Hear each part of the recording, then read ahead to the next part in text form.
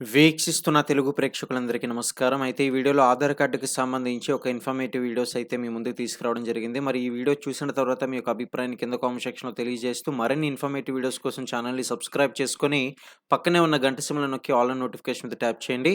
తద్వారా మేము పెట్టే ప్రతి ఒక్క అప్డేట్స్ అనేది పొందగలుగుతారు.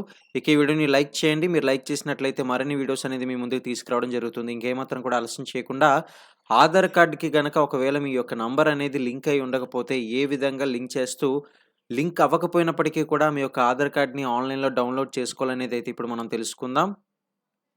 అయితే మీరిక్కడ చూడొచ్చు యూఐడీఏఐ అధికారిక వెబ్‌సైట్ అయితే మీరు వినే ఉంటారు. మరి ఈ యొక్క పేరును ప్రస్తుతం గూగుల్‌లో సెర్చ్ చేసి దానిపై క్లిక్ చేయండి.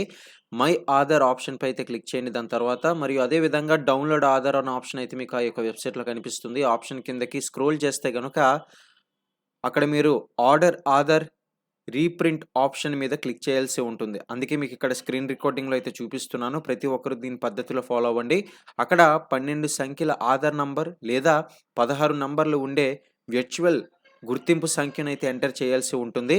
మరి ఆ వర్చువల్ గుర్తింపు సంఖ్యను ఎంటర్ చేసిన తర్వాత నా మొబైల్ నంబర్ రిజిస్టర్ చేయబడలేదు అనే ఆప్షన్ అనేది మీరు అక్కడ క్లిక్ చేయాల్సి ఉంటుంది. ఇక ఆ తర్వాత ప్రత్యామ్నాయ నంబర్ ఎంటర్ చేయండి. ఆ తర్వాత మీకు ఫోను నంబర్‌కైతే ఓటీపీ అనేది రావడం జరుగుతుంది. ఆ ఓటీపీని ఎంటర్ చేసి ఆధార్ కార్డ్‌ని సులభంగా మీరు ఉచితంగా కూడా డౌన్‌లోడ్ చేసుకోవచ్చనమాట. ఈ పద్ధతిని మీరు ఫాలో అవ్వండి సరిపోతుంది. ఇక ఏమైనా డౌట్స్ ఉన్నట్లయితే కింద కామెంట్ సెక్షన్‌లో తెలియజేయండి. వీడియోని లైక్ చేయడం మాత్రం మర్చిపోకండి.